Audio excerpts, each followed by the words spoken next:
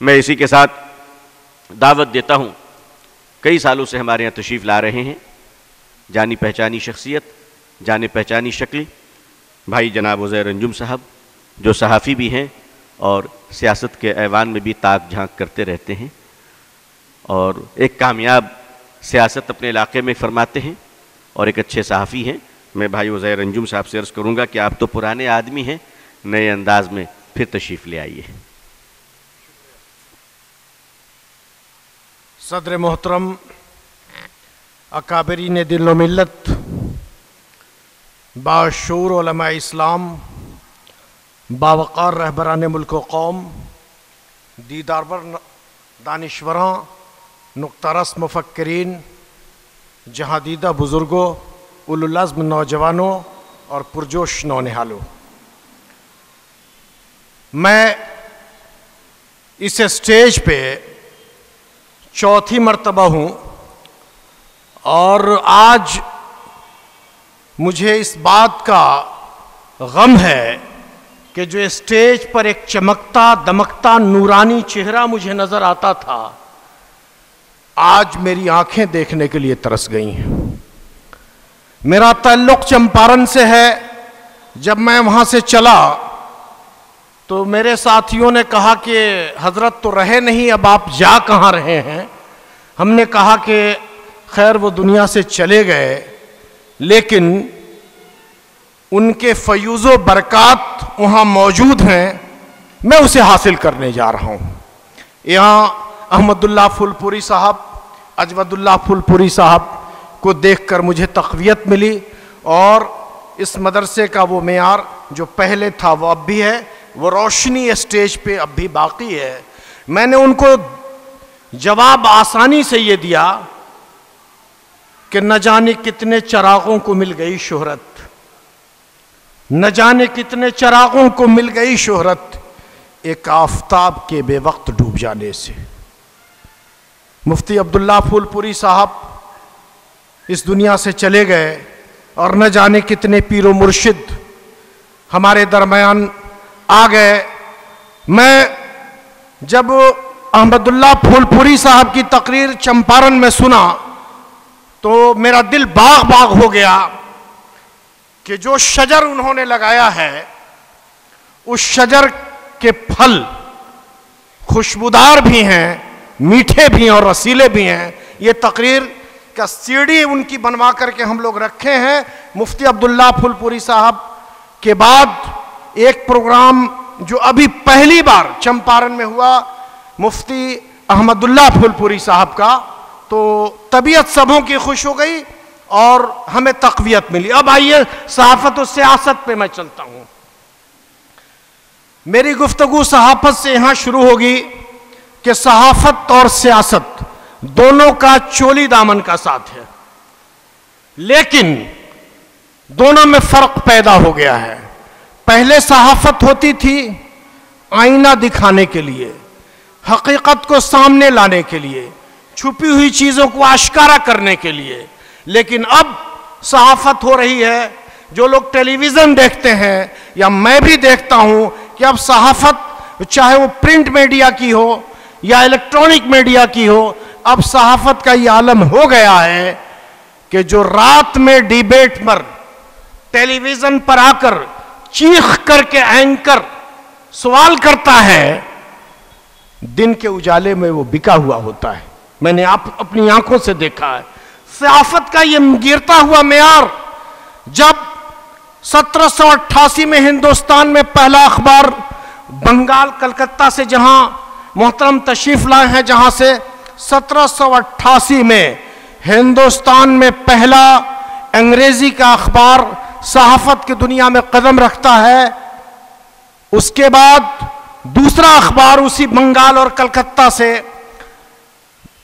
بنگلہ زبان میں، جسے بھارتی زبان کہیے، ہندوستانی بھاشا میں اس بنگال سے نمودار ہوتا ہے، اور تیسرا اخبار ہندوستان میں اردو زبان کا ہوتا ہے، جو 27 مارچ 1822 کو کلکتہ سے شائع ہوتا ہے، جس کا نام ہے جامع جہاں نما۔ اس اخبار صحافت اور سیاست سے میں الگ نہیں جاؤں گا، بالکل ایک ایک حرف اور ایک ایک جملے اسی سے گھیری ہوئی باتیں ہوں گی۔ 27 مارچ 1822 کو اردو کا پہلا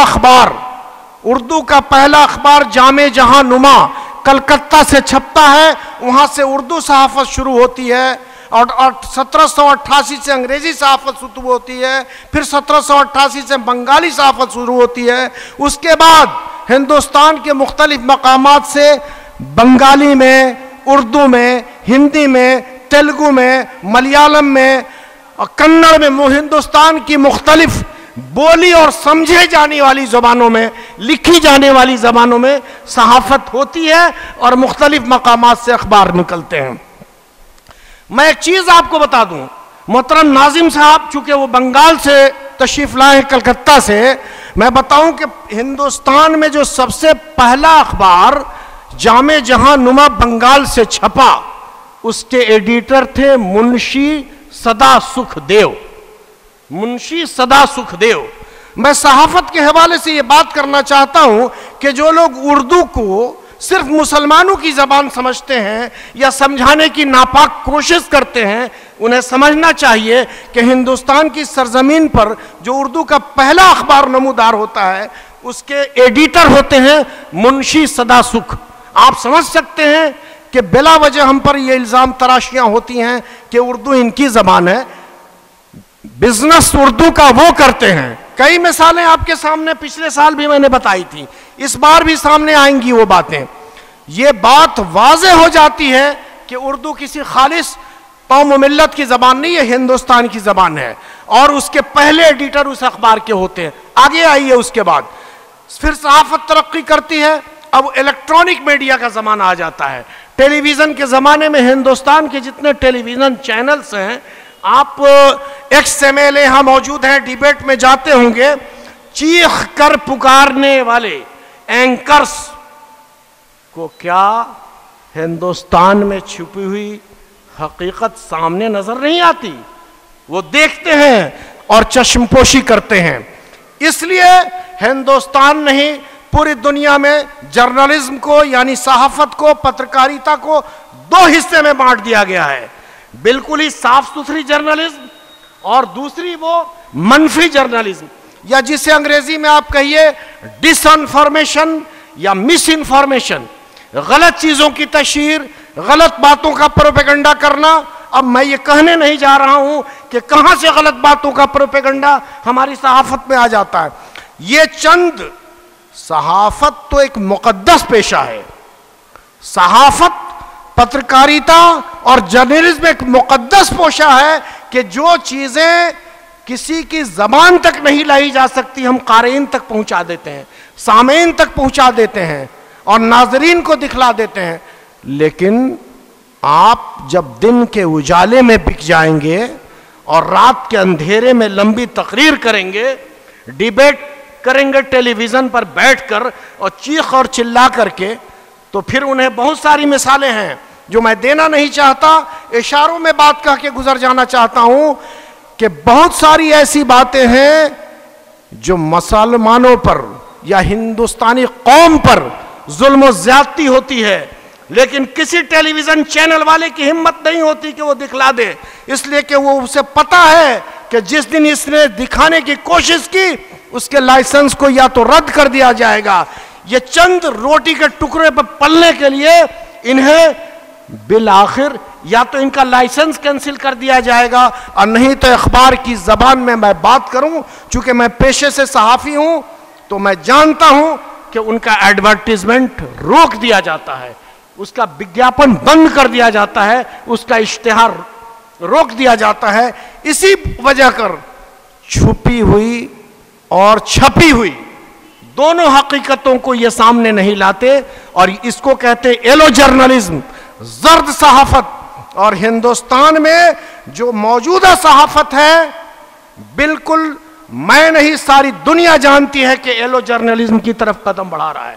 یہ زرد صحافت کرتے ہیں، اور اس کی وجہ چند اخبارات کو چھوڑ کر، چند ٹیلی ویژن چینلز کو چھوڑ کر، میں سمجھتا ہوں کہ اکثریت کی یہی حالت ہے۔ اگر یہ حالت ہوتی تو بہت ساری ایسی مثالیں ہیں جن کو یہ لوگ جان بوجھ کر کے پردے کے پیچھے ڈال دیتے ہیں. اینکر کو مجبوری ہے کہ ایڈیٹر انہیں خارج کر دے گا. وہ اور جو چیزیں ایک جرنلسٹ ایک صحافی لکھ کر کے لا کے اپنے ایڈیٹر کے ٹیبل پر دیتا ہے, اگر ایڈیٹر کے مفاد سے اس کی بات ٹکرا رہی ہوتی ہے تو اس خبر کو ایڈیٹر پیچھے ڈال دیتا ہے, اس لیے کہ اگلا ایڈ, اگلا پیسہ, اگلا اشتہار, اگلا وگیاپن اس کا بند ہو جائے گا. یہ ہے صحافت. اب آئیے میں سیاست کی طرف چلتا ہوں. ہندوستان میں سیاست کا بھی رجحان بالکل منفی ہے, اور منفی سیاست یہ بھی آپ کے اتر پردیش ہی سے پنپ رہی ہے, اور ملکی سطح پر منفی سیاست رنگ لا رہی ہے.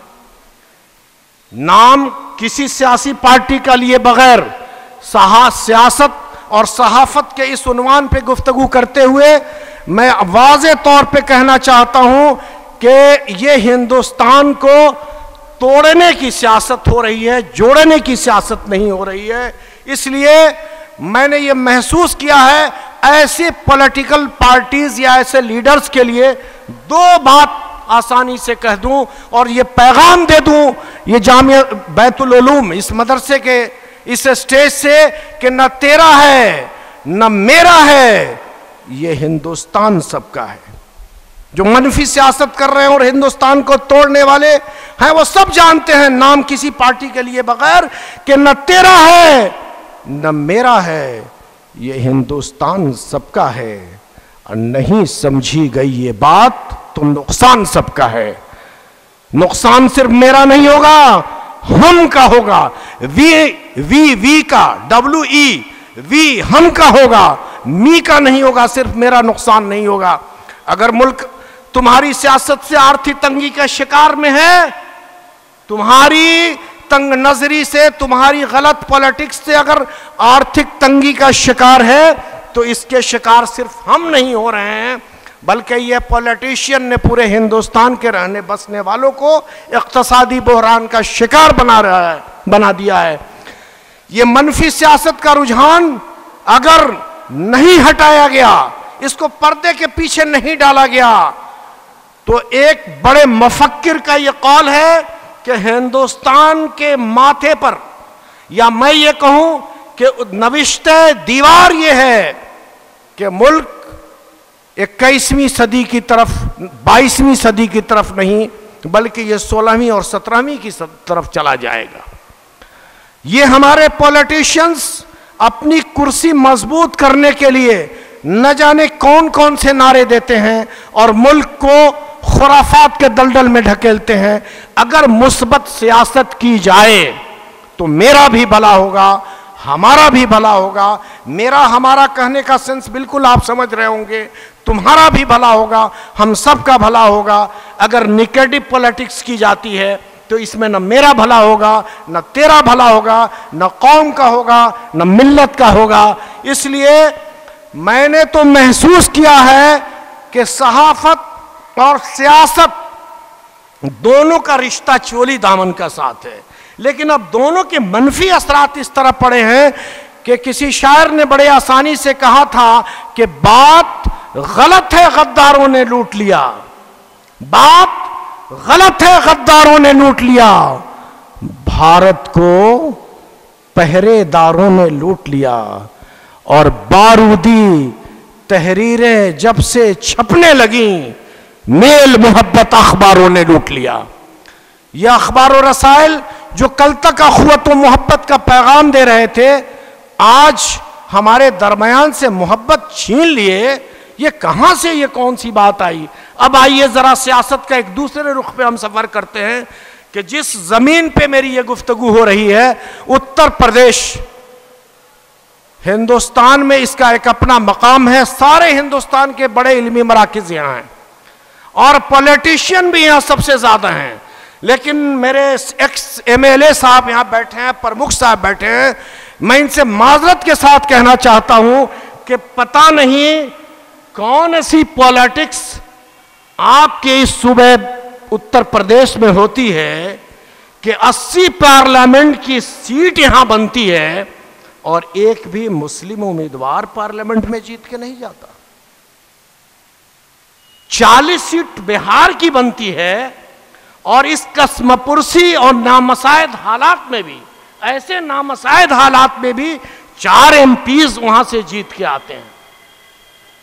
403 MLA کی سیٹ آپ کے ہاں ہے، MLA کی سیٹ 403 ہے، لیکن افسوس کا مقام ہے کہ صرف 22 MLA مسلم ان کے ہاں ہیں۔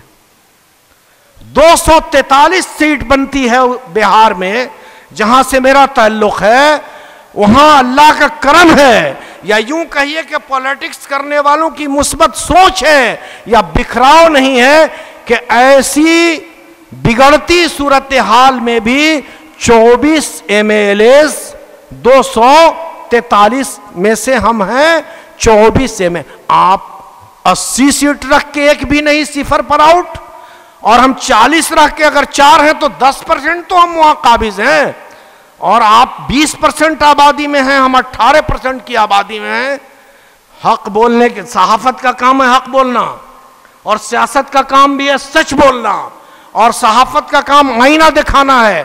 میں سچ بول رہا ہوں، ہو سکتا ہے کہ کسی کو یہ بات اچھی لگے نہ لگے، نہ سیاہی کے ہیں دشمن نہ سفیدی کے دوست، ہم کو آئینہ دکھانا ہے، دکھا دیتے ہیں۔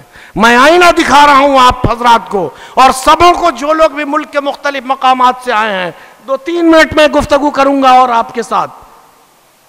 اب آئیے، سیاست کے ساتھ ساتھ اگر صحافت کی بات کرتے ہیں تو اخبارات اور ٹیلی ویژن چینلز کے جو لوگ یہاں بیٹھے ہیں، ہماری برادری کے لوگ اگلی صف میں بیٹھے ہوئے ہیں، میں نے پچھلی بار بھی کہا تھا کہ صحافت میں بھی آپ کی صورتحال دیگرگوں ہے۔ جوگندر جی کا ایک رپورٹ ہے، جو بڑے اسکالر ہیں اور وہاں دلی سے MLA بھی رہے ہیں، بہت ہی لرنڈ آدمی ہیں۔ ان کا ڈیٹا آیا ہے کہ 71% جرنلزم یعنی صحافت اور پترکاریتا میں اپر کاسٹ کا قبضہ ہے، صرف 3% نیشنل جرنلزم میں یعنی ملکی سطح کی صحافت میں مسلمان ہیں، 97% دوسرے لوگ ہیں۔ آپ بتائیے کہ آپ کی باتیں وہاں کون لائے گا؟ کون لائے گا؟ کوئی لانے والا نہیں ہے۔ 1-2 اردو اگر ٹیلی ویژن چینل پہ آپ شوق سے دیکھتے ہیں تو وہ بھی آپ کا نہیں ہے، عالمی سہارا آپ کا نہیں ہے، وہ سبرت رائے کا ہے، اور ETV بڑا شوق سے دیکھتے ہیں، وہ آپ کا نہیں ہے، ریلائنس نے اس کو خرید لیا ہے، اب وہ نیوز 18 کے نام سے آ رہا ہے، نیوز 18 بہار، نیوز 18 UP، نیوز 18 انڈیا کے نام سے آ رہا ہے۔ وہ چینل بھی آپ کا نہیں۔ آپ کہاں ہیں؟ کون سا چینل ہے آپ کے پاس؟ زی بھی آپ کا نہیں ہے، زی سلام بھی غیروں کا ہے۔ آپ کے پاس نہ آڈیو ہے، نہ ویڈیو ہے، اور نہ پھر یہ کہ پرنٹ میڈیا ہے۔ آپ ہیں کہاں؟ اردو اخبارات کے ہمارے نمائندے اگر بیٹھے ہوں تو یہ بات بالکل سب جانتے ہیں کہ انقلاب جو عبد الواحد صاحب کا تھا اسے بھی سنیل موہن گپتا نے خرید لیا، وہ آپ کا نہیں رہا۔ راشٹریہ سہارا سبرت رائے جی کا ہے، کبھی نیشنل ہیرالڈ کے گروپ سے نکلتا تھا قومی آواز، وہ بھی بند ہو گیا ہے۔ ملا جلا کر بہار سے قومی تنظیم، اتر پردیش سے 1-2 اور اخبار، سیاست آپ کو حیدرآباد سے، اردو ٹائمز کلکتہ سے، یہ چند اخبارات رہ گئے ہیں جو آپ کی ملکیت میں ہیں۔ لیکن افسوس کے ساتھ کہنا پڑتا ہے کہ پورے ہندوستان میں صحافت کی دنیا میں ایک بھی اردو کا نیشنل وائڈ نیوز پیپر نہیں ہے۔ اس حقیقت کو اعتراف کرنا ہوگا، نہیں تو بتائیں آپ کی کون سا ہے۔ نیشنل وائڈ نیوز پیپر یعنی ملکی سطح پر جس کو پڑھا جائے وہ ایک بھی اردو کا اخبار نہیں ہے۔ ہندی کے اخبارات ہیں تو وہ آپ کے نہیں ہیں، نہ ایڈیٹر آپ کے ہیں، نہ سب ایڈیٹر آپ کے ہیں، نہ چیف بیورو آپ کے ہیں۔ اگر جو رکھے جاتے ہیں تو ظاہر ہے کہ ملازم اور مالک کا فرق وہاں باقی رہتا ہے۔ اب میں اگر وقت ضائع ہو رہا ہو تو میں اپنی بات ختم یہاں سے کروں کہ نہ تیرا ہے نہ میرا ہے، یہ نے بات کر دی تھی۔ سیاست اور صحافت کو اگر برقرار رکھنا ہے تو مسلمانوں کو، یہ ملت کے نوجوان جو بیٹھے ہیں یہ مت سمجھیں کہ علماء کو سیاست نہیں آتی. امام الہند مولانا ابوالکلام آزاد 15 سال اس ملک کے شکشا منتری رہے ہیں. 15 سال 1947 سے لے کر 1958 تک 15 سال اس ملک کے وزیر تعلیم رہے ہیں جو مفسر قرآن مولانا ابوالکلام آزاد، غبار خاطر کے مصنف، 15 سال ہندوستان کے پرتھم شکشا منتری رہے ہیں. موجودہ صورتحال میں مولانا اسرار الحق قاسمی دارالعلوم دیوبند کے فارغ ہیں، بہار کے کشن گنج سے ایم پی ہیں. بدر الدین اجمل قاسمی دارالعلوم دیوبند سے فارغ ہیں، وہ آسام سے ایم پی ہیں. اور کئی لوگوں کا نام میں بتاؤں گا. ابھی ہمارے خالد انور صاحب مدرسہ سے فاضل کیے ہوئے ہیں اور موجودہ نتیش بابو کی سرکار میں ہمارے جو نظامت فرما رہے ہیں. میں نے ان کو دیکھا ہے نتیش بابو کے ساتھ ایک ساتھ ہیلی کاپٹر پر پرواز کرتے ہوئے. یہ الگ بات ہے کہ آج وہ پرواز کر کے ہماری نظامت میں ہیں ایک ساتھ. اور میں نے دیکھا ہے چمپارن کی اس سرزمین پر کہ آنکھوں میں آنکھیں ڈال کر اگر کوئی عالم بات کرتا تھا تو ابو طالب علی رحمانی کی ذات تھی. نتیش کمار کے سامنے کسی عالم نے، میں ان کے حوصلوں کی داد دیتا ہوں. میں اس پروگرام کی نظامت کر رہا تھا، ماننیہ نتیش کمار جب وزیر اعلیٰ موتیہاری میں آئے تھے. 4 گھنٹہ کا پروگرام تھا، میں نے اس کو کنڈکٹ کیا تھا. صرف ایک عالم کا خطاب ہوا تھا اور جس نے آنکھوں میں آنکھیں ڈال کے بات کی وہ طالب رحمانی یہاں موجود ہیں. ماننیہ نتیش کمار جی ایسے دیکھ رہے تھے کہ مولانا ہو کر اتنی سخت کلامی سے گفتگو، اور وہ ماننا پڑا.